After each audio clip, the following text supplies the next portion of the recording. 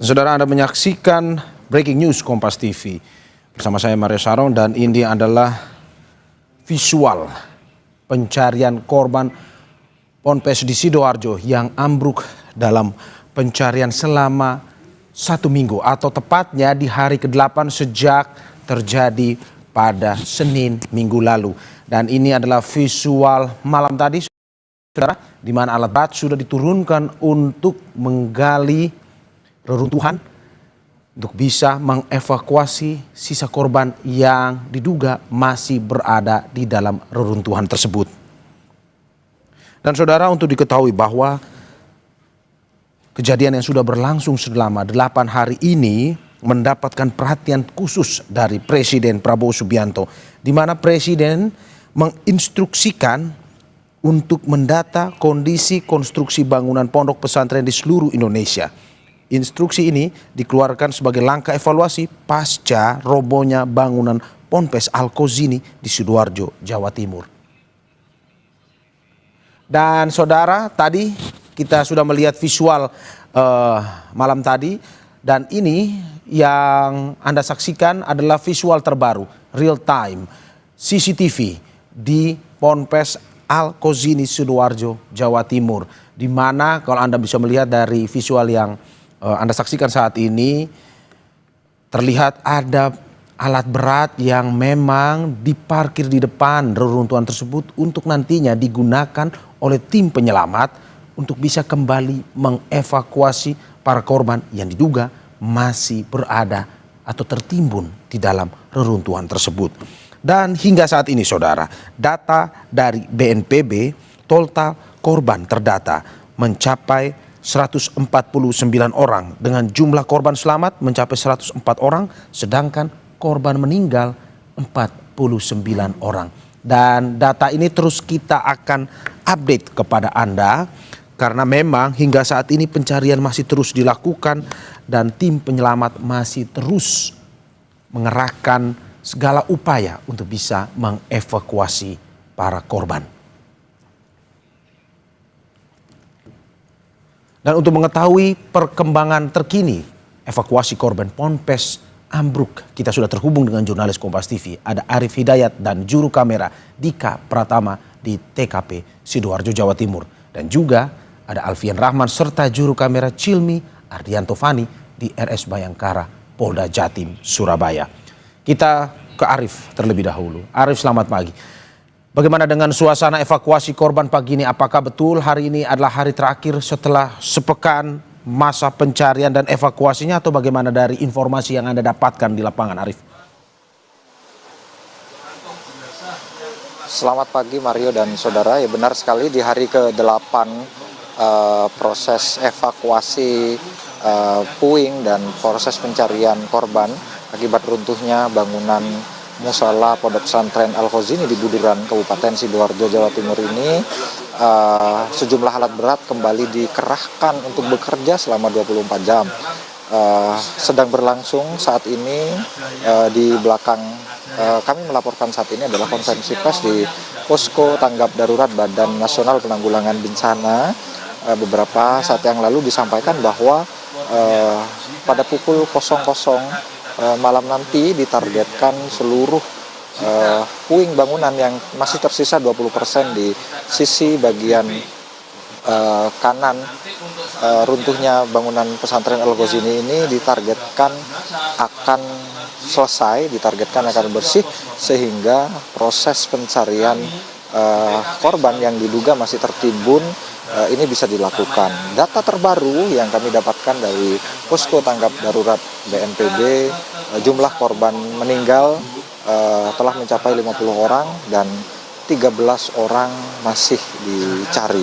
Dalam proses evakuasi ataupun pembersihan puing reruntuhan ini, petugas juga mengerahkan tim ahli serta mengerahkan atau dibantu oleh dari Kementerian Pekerjaan Umum begitu, karena ada beberapa konstruksi yakni jalur beton yang juga terhubung dengan bangunan lainnya yang sebenarnya saat ini kondisi bangunan lainnya ini yang terhubung satu beton ini juga dalam kondisi yang sudah miring begitu Mario. Oke, saya ulangi sekali lagi ya Arif ya. Data terbaru yang Anda dapatkan 50 meninggal dan 13 orang masih dicari. Betul seperti itu? Benar sekali Mario, beberapa saat yang lalu petugas kembali mengevakuasi satu kantong jenazah untuk dikirim ke rumah sakit Bayangkara Polda Jawa Timur. Dengan bertambahnya satu kantong jenazah ini, maka data korban meninggal telah mencapai 50 orang. Sebagaimana data yang dilaporkan oleh pihak pesantren, maka saat ini jumlah korban atau santri yang diduga masih tertimbun reruntuhan bangunan ini telah tersisa 13 orang. Mario. Oke, dari 13 orang tadi kita sudah membahas soal apakah hari ini menjadi hari final dari pencarian tersebut. Jika masih tersisa 13 orang yang diduga masih berada dalam reruntuhan tersebut, apakah mungkin ada inisiasi untuk menambah hari atau menambah waktu durasi pencarian ini atau bagaimana, Arif? Mario, tim SAR gabungan menyatakan bahwa sisa material puing bangunan ini sebenarnya sudah tersisa 20% begitu. Akan tetapi untuk mengevakuasi puing bangunan yang tersisa ini, petugas mengalami kesulitan karena satu sudut bangunan ini terintegrasi atau tersambung dengan bangunan yang lain. Kemarin Wakil Gubernur Jawa Timur Bapak Emil Dardak menyatakan bahwa proses pencarian ini akan terus dilakukan hingga sampai tuntas begitu.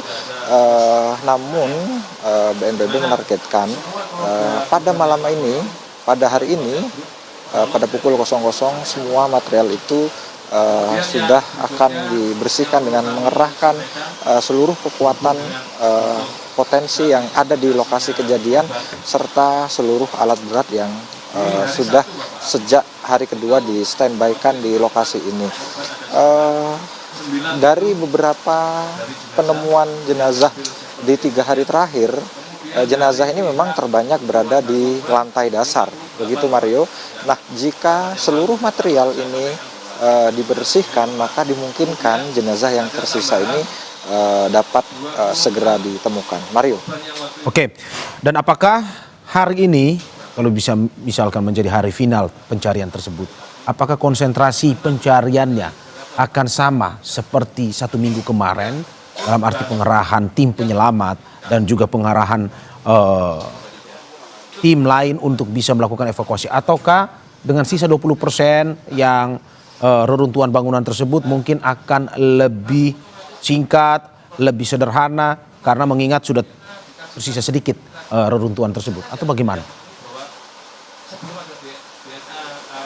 Ya, hari ini konsentrasi seluruh tim, baik operator alat berat maupun tim pemecah beton yang menggunakan tenaga manual, ini terkonsentrasi pada sisi kiri dan kanan bangunan, terutama pada sisi yang masih ada jalur beton yang terhubung dengan bangunan lainnya. Sisi tengah yang merupakan akses vital untuk jalur keluar masuknya alat berat serta jalur keluar masuknya truk yang mengangkut material reruntuhan ini, sebagaimana tampak dalam rekaman CCTV yang disiarkan secara langsung oleh tim Kominfo Kabupaten Sidoarjo, ini sudah sepenuhnya bersih. Bahkan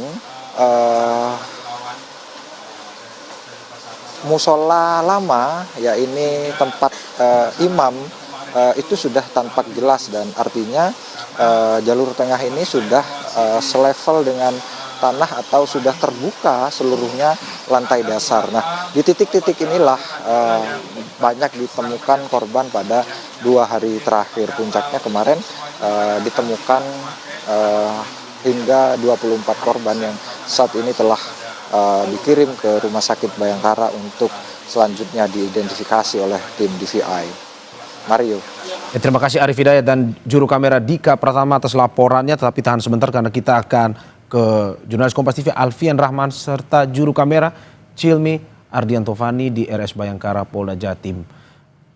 Saat ini Alfian, bagaimana kondisi dari perkembangan terbaru korban meninggal yang sudah berhasil diidentifikasi dan dari informasi yang Anda dapatkan berapa jumlahnya?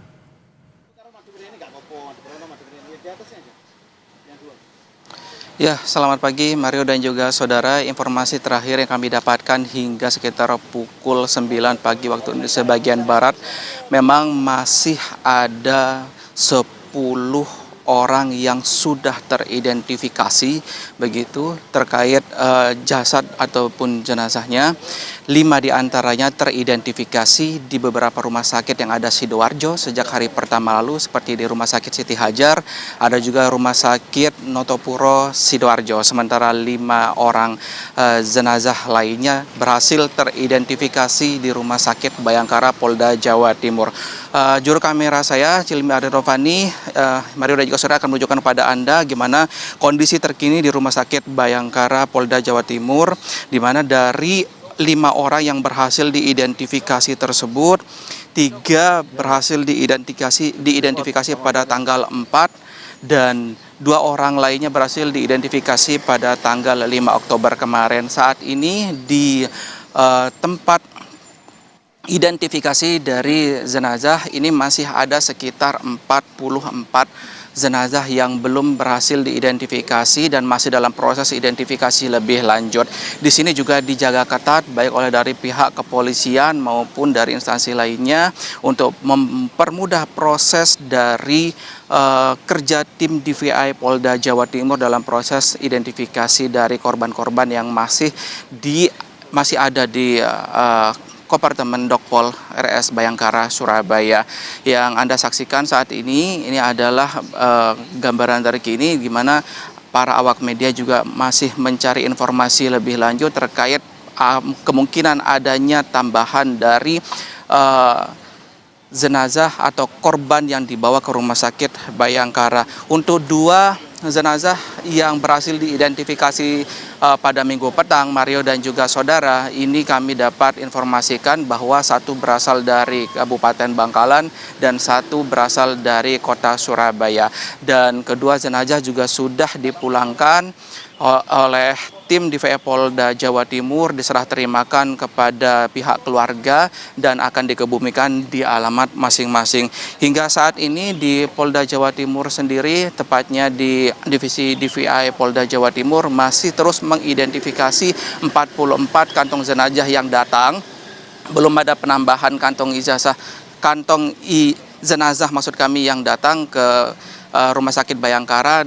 Adapun beberapa teknis yang digunakan ini adalah seperti mencocokkan data primer. Data primer ini adalah salah satunya seperti bentuk gigi, selain itu juga ada sidik jari, ada juga sampel DNA, di mana informasi yang kami dapatkan 49 sampel DNA yang berhasil didapatkan di sini atau diambil dari 49 kantong jenazah yang datang. Ini sudah dikirim menuju ke Pusdokes Mabes Polri yang berada di Cipinang, Jakarta Timur untuk dicocokkan, diekstraksi dengan sampel data DNA milik keluarga korban.